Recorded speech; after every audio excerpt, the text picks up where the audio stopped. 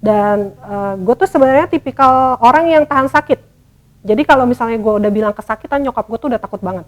Jadi bunyi nyakar-nyakar gitu. Terus kalau gue kan emang dari dulu nggak penakut ya, gue kan orangnya suka penasaran. Jadi gue ngintip lah dari lubang-lubang bambu itu kan. Terus gue bilang, oh ada kunang-kunang di luar gitu.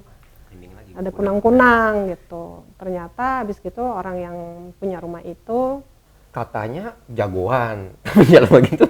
jangan kepiting pasti kalau yang udah kayak gitu. Maksudnya gini, gue tidak menyangka kalau bukti yang mereka kasih benar, otentik gitu ya. Iya, malah gue berharapnya bohong.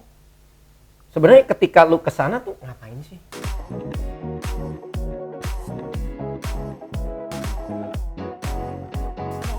Iya, naikin level. Cara sedikit-sedikit gitu ya, naikin level. Cuman kan kadang-kadang beda-beda orang ya, maksudnya gini, tingkat spiritual orang pun beda-beda gitu kan. Terus kalau misalnya, biasanya kalau kebangkitan spiritual itu kan juga biasanya diikuti sama kebangkitan supranatural.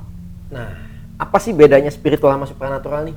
Nah, kalau spiritual itu kan sebenarnya gimana caranya kita berproses untuk menjadi manusia yang lebih baik daripada sebelumnya. Jadi kalau spiritual itu lebih lebih ngeraba ke dalam diri sendiri. Sedangkan kalau supranatural itu kan lebih keluar. Contohnya kayak kita bisa buat lihat sosok ya kan, berkomunikasi. Oh, itu spiritual. Itu supranatural. Okay. Tapi kalau spiritual itu adalah gimana caranya kita berhubungan sesama manusia, berhubungan dengan Tuhan, berhubungan dengan hewan, alam, kayak gitu sih kalau yang spiritual. Nah, biasanya beda-beda nih. Ada dulu yang naik spiritualnya dulu naik gitu. Supranaturalnya baru naik gitu. Ada juga yang supranatural dulu baru diikuti sama spiritual. Nah, yang bahaya yang dua-duanya naik secara bersamaan. Jadi Anda itu bahaya? Bahayanya dalam artian cobaan hidupnya. Oh, oke. Okay. Gitu. Cobaan hidupnya tuh pasti ya maksudnya setiap anak-anak yang bisa itu memang dikasih cobaan hidup yang nggak biasa. Tapi kalau misalnya kebangkitannya dihajar dua langsung, itu cobaan hidupnya lebih parah, lebih gila. Oke. Jadi apa nih? Gue jadi bingung. Gue sampai nggak bisa berkata-kata. Mau diminum dulu nih. Oh iya, luar biasa ya. Jajanan yang dari Ming Koko. Silakan kalau mau diminum. Ini ada teh. Kayaknya gue mau nyobain yang ini deh. Boleh. Ming Koko. Tapi kayaknya nggak apa-apa, pakai sedotan aja. Buat teh aja. Tehnya ini nggak begitu manis. Ada manisnya, tapi nggak begitu manis. Buat gue sih cocok ya. Buat gue cocok banget.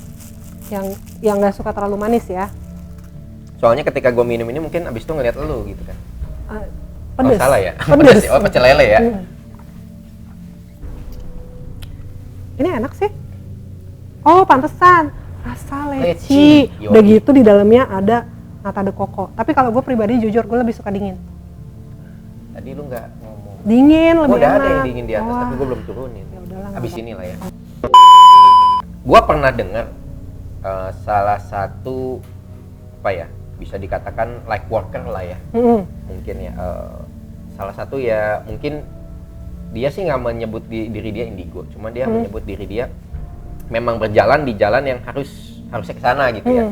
Dan dia mengatakan bahwa kebanyakan sih kalau kita reinkarnasinya udah tua atau old soul, kebanyakan itu ada hubungan apa ya? Hubungan percintaannya tuh banyak kandas gitu. Betul. Betul, true ya, benar ya. Betul. Karena ketika lu ngomong begini tadi, gue sampai bener-bener gue keinget sama satu sosok apa ya ngomongnya. Dulu sih sempet ngomong pembimbing waktu kita komunitas ya. Itu orangnya bisa ngelihat juga, bisa ya apa ya, kemampuannya cukup powerful lah ya. Cuman ketika dia itu yang tadi dibilang, dia tuh nggak boleh punya pasangan hidup. Tapi akhirnya dia maksain. Apaan sih kok gue nggak boleh punya pasangan hidup? Dia nyoba. Dia cari ini, tiba-tiba cerai. Dia cari yang lain, married, tiba-tiba tabrak meninggal. Pokoknya intinya dia harus hidup sendiri gitu. Apa memang seperti itu berarti ya? Iya, sebenarnya kalau buat gue sih, gue bilangnya gini ya. Hidup itu kan pilihan ya. Hidup itu pilihan. Nggak semuanya tuh kita tuh bisa dapetin gitu. Misalnya kayak kita mau sukses di segala bidang itu juga nggak mungkin, kan tidak ada manusia yang sempurna, balik lagi. Jadi kalau misalnya pada saat lo memutuskan untuk berada di jalan ini gitu, jalan ini tuh nggak gampang. Tapi sebenarnya lu boleh memilih gak sih nggak di jalan ini? Bisa. Tapi dengan tadi yang lu digangguin lebih parah lagi tuh. Gue pernah untuk mencoba meninggalkan semuanya ya, termasuk meninggalkan keluarga gue sendiri. Pernah gitu, sampai gue kabur dari rumah, gue ngerasa kayak udah gue mau lepas tangan sama semuanya gitu, gue udah bosan aja gitu ya, sama kayak gini gitu, gue nggak mau. Tapi yang ada ya makin aja gue dihajar, jadi gue tetap harus balik ke keluarga, terus gue tetap harus ngambil jalan ini apa segala macam. Nah pada saat itu gue memutuskan gitu, gue mau milih nih gitu, jadi gue milih antara mau punya rumah tangga yang harmonis dan baik, atau mau balik ke keluarga tapi ya lu ambil jalan ini gitu. Akhirnya gue memutuskan untuk ambil jalan ini, dan setelah gue memutuskan hal itu ya gue pikirnya kayak gini, mungkin kalau gue masih punya pasangan gue mungkin nggak akan kasih gitu. Oh iya bener ya, bener. Karena kayak lu misalkan mesti pergi ke sini, pergi ke sono. Iya, karena mungkin mereka kan nggak ngerti gitu, mereka kan nggak bisa lihat, dan mereka kan nggak ngerasain apa yang gue rasain gitu. Karena kadang-kadang gini, kita ketemu sama orang yang bisa aja belum tentu mereka tahu gitu rasanya jadi kita tuh kayak apa kan gitu, apalagi sama punya pasangan yang sama sekali nggak ngerti. Iya, gitu. nggak apa ya, bukan orang yang sensitif gitu ya. Iya. Kadang-kadang kan ada yang sensitif sama yang begitu-begitu, sehingga dia bisa paham. Jadi kalau setelah itu akhirnya gue pikir ya sudah, kalau memang Tuhan mengizinkan untuk punya pasangan, ya pasti punya pasangan. Tapi kalau memang Tuhan lebih merasa kita lebih baik tanpa pasangan, ya sudah, kita terima aja gitu. Jadi Bun ini jomblo, nggak punya pasangan. Gua nggak mau nanya itu sebenarnya. Gua baru mau nanya sebenarnya. Jadi Bun ini Pokemonnya ada berapa gitu maksud gua. Nggak apa-apa juga sih, maksudnya ini gini ya, maksudnya ini bukan suatu aib sih menurut gue. Bukan suatu aib gitu. Masa kalau ada orang yang nanya juga, Bun santai aja iya, gitu ya. Bun suaminya kemana? Ya, gue bilang, gue janda anak 2 gitu, dengan bangganya ya gitu. Karena menurut gue gini, kalau misalnya kita berusaha untuk menyembunyikan sesuatu dan kita nggak pengen orang lain tahu, pada saat orang lain itu tahu, lu sendiri yang akan tersakiti sebenarnya. Itu baru namanya aib ya? Iya. Lu sendiri yang akan tersakiti. Ketika ketahuan kan jadi lebih malu ya. Iya, lu sendiri yang akan tersakiti. Nah, sedangkan masih banyak banget orang yang belum bisa ngeblocking energi negatif. Energi negatif itu bukan cuma dari sosok ya. Itu mainan apa lagi tuh cara ngeblocking? Berarti ada caranya tuh ya? Iya, maksudnya kalau misalkan orang biasa bisa gak tuh? Bisa. Oh, bisa Banget. Soalnya gini, kebanyakan orang masih mikirnya, oh energi negatif dari sosok atau dari apa segala macam. Sebenarnya enggak. Dari manusia pun kita bisa dapat energi negatif. Contohnya, misalnya ada orang gak suka sama kita, berusaha buat ngata-ngatain kita, cari kelemahan kita, kepancing gak kita?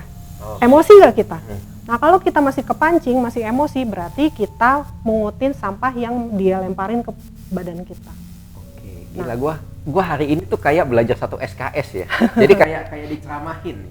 Oke, nggak apa-apa. Gua terima dan mungkin ini jadi pembelajaran buat gue ya. Iya, benar. Ini sisi-sisi yang mungkin yang harus gue perbaiki. Oke. Jadi sebenarnya keputusan balik lagi kepada kita sendiri dong. Apakah kita mau ambil sampah-sampah yang dia lemparin ke kita atau kita tinggalin? Cuekin aja. Oke. Ya. Kalau misal kita ambil berarti kan menyakiti diri kita sendiri. Iya, balik kita lagi. Kita jadi tong sampah ya. Betul. Sama kita juga jadi tong sampah karena mengutin sampah orang. Gitu. Tapi kalau kita sudah bisa yang sudah tidak peduli apa segala macam, ya otomatis kita sudah bisa ngeblok energi negatif dari orang lain. Dan itu sebenarnya penting.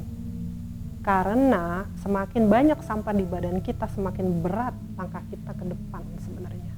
Makanya kadang-kadang orang ya banyak aja, ada aja kan. Nah, cara untuk buang sampahnya itu gimana? Ya balik lagi, kita yang harus punya putusan, kita mau dengerin omongan orang atau enggak. Sebenarnya kalau gue gini mikirnya, kalau gue pribadi, gue sudah sampai pada titik gue udah gak dengerin omongan orang. Yang penting gini, yang tahu kebenarannya, keluarga sama orang terdekat tahu, itu udah cukup bagi gue. Jadi gue gak usah yang kayak bikin, Pak Rifa klarifikasi atau ngebantah. Klarifikasi apa klasifikasi? Oh iya, klasifikasi ya kan. Mohon maaf. Jangan sebut merek ya. Nanti Iya, gue juga ngeri ya. Nah, yang di sana sampai ada yang bingung. Makanya tek-tek kan. Terus udah gitu kalau misalnya kayak pokoknya yang penting adalah orang terdekat, keluarga yang tahu kebenarannya gitu. Kita nggak usah sibuk-sibuk buat ngebela diri atau segala macam, karena percuma menjelaskan sesuatu sama orang yang udah benci sama kita, karena kan matanya udah ketutup. Nanti yang ngebela Tuhan ya. Ya biarkan aja, nanti juga kebukti gitu. Waktu yang akan menjawab kebukti sebenarnya siapa yang salah, siapa yang benar kan kayak gitu. Tapi ya memang prosesnya nggak gampang, prosesnya susah untuk sampai di titik kayak gitu kan. Tapi setelah gue bisa seperti itu, ya hidup gue jadi lebih enak aja jalaninnya gitu. Jadi gue kayak ya udahlah, biarin aja, gue udah jelek-jelekin sama orang, ya udahlah nggak apa-apa gitu. Toh kalau kita bandingin yang bilang kita jelek sama yang bilang kita baik, lebih banyak mana gitu aja. Oke. Gila, gue benar-benar mendapatkan banyak banget kisi-kisi kehidupan. Kisi-kisi kehidupan ya, karena ketika lu ngomong begini, gue jadi ingat ketika gue ngobrol sama Zilin. Zilin itu tarot reader. Nah di situ dia sempat menyebutkan namanya divine time.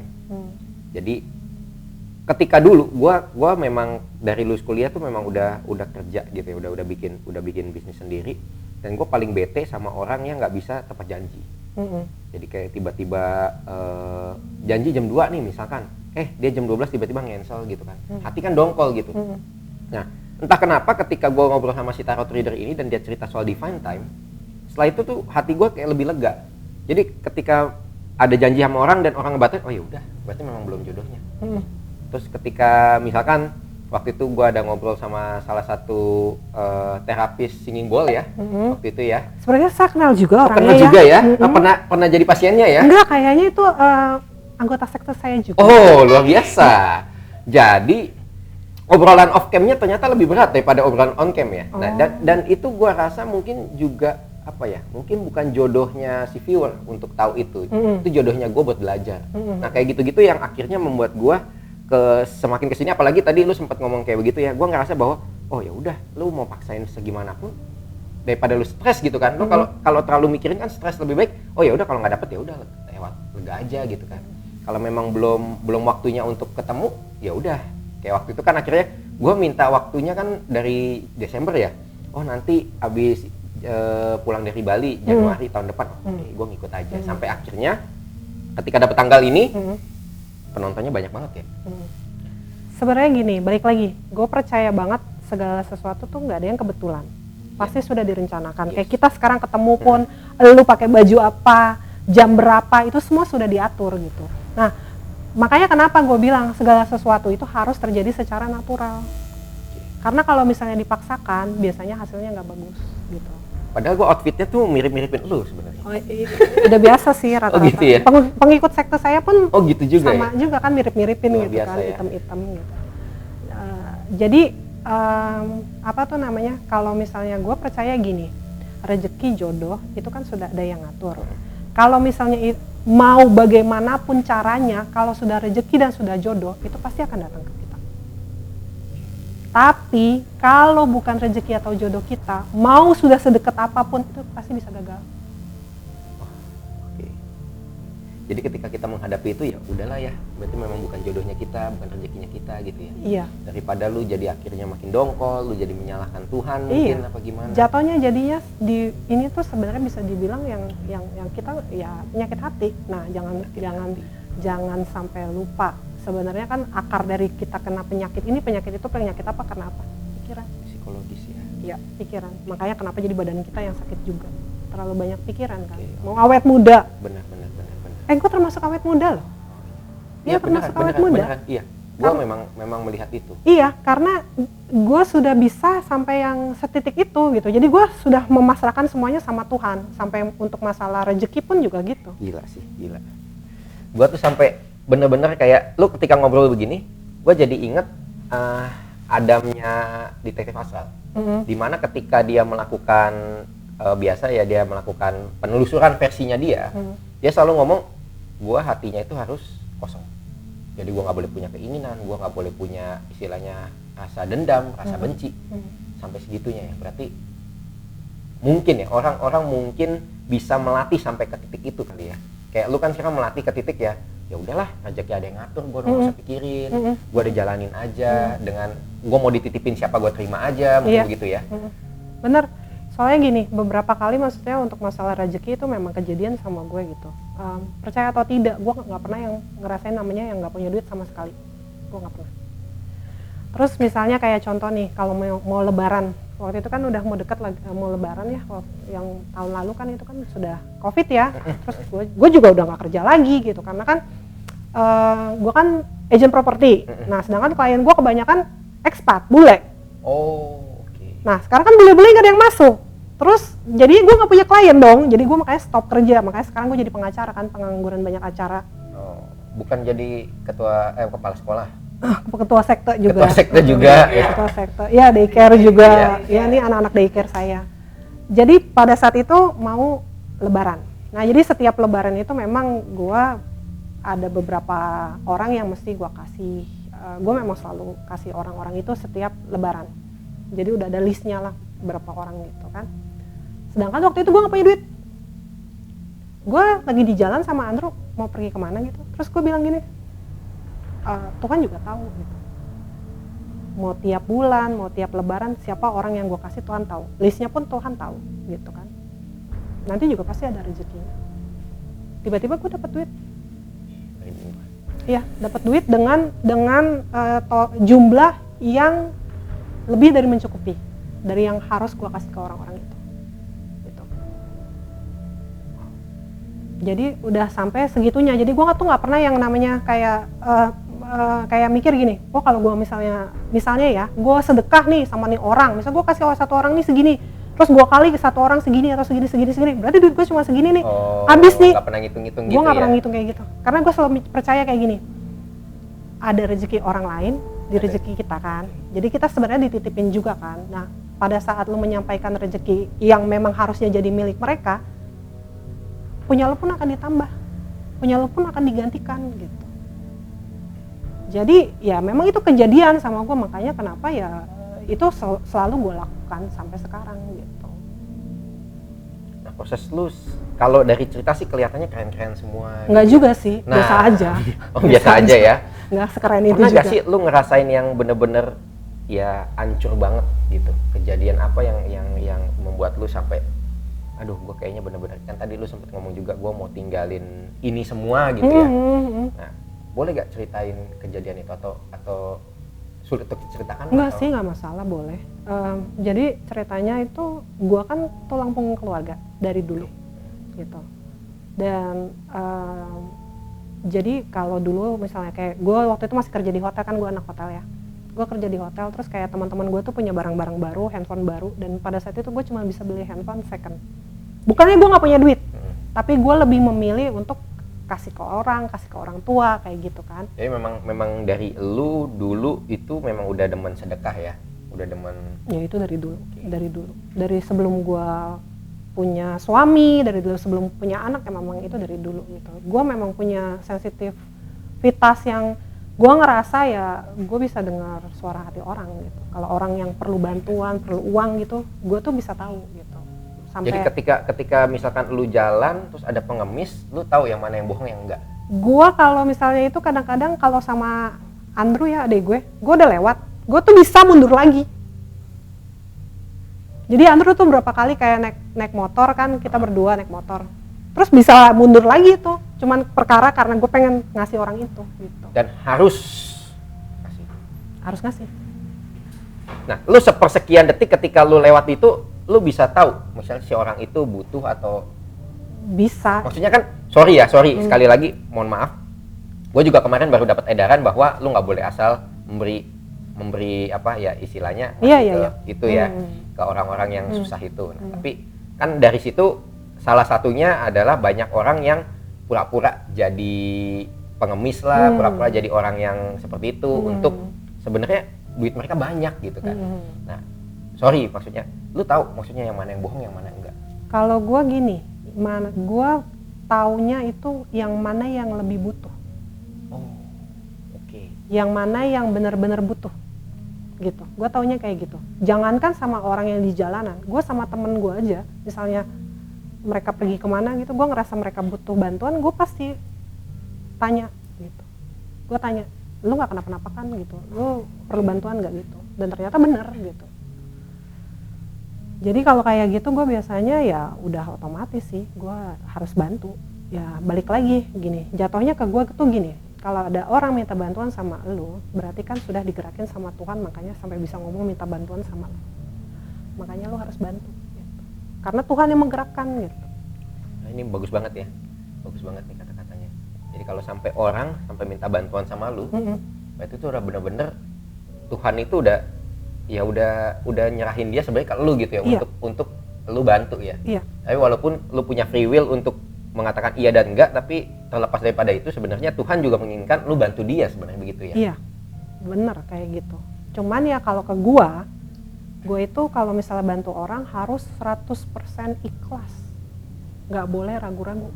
Kalau ragu-ragu mendingan jangan. Jadi gue harus yang bener-bener, iya deh gue ikhlas mau bantu lo gitu.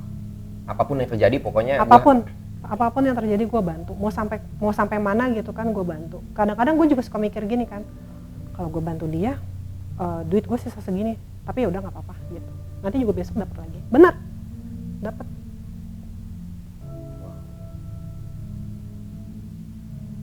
Banyak banget pembelajaran yang gue bisa dapetin nih dari obrolan kita ini. Mungkin terlihat apa ya, panjang ya.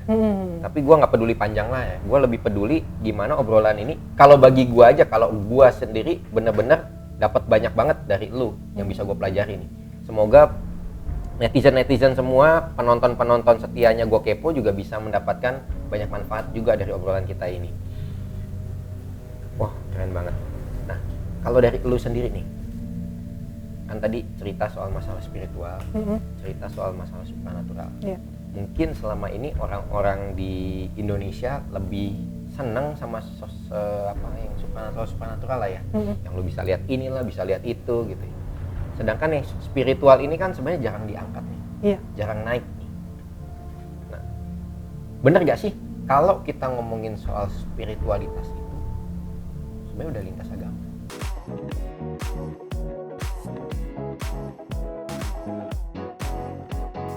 Lima agama. Jadi kan memang gue harus ke tempat ibadah 5 agama gitu kan. Dan itu udah dipesenin gitu ya istilahnya? Iya, sudah dipesenin, dan sebenarnya udah dari jauh-jauh hari, dan due date-nya itu terakhir sebelum tahun baru. Oke. Wah, gue jadi penasaran. Ketika lu sampai ke sana, kan lu diwajibin sampai ada due date-nya. Berarti itu ada hubungannya juga sama kayak dunianya, dimensinya mereka juga ada tugas itu kali ya. Lu harus datang ke sono gitu ya. Nah, balik ke kenapa sih kok gue bisa di-approve?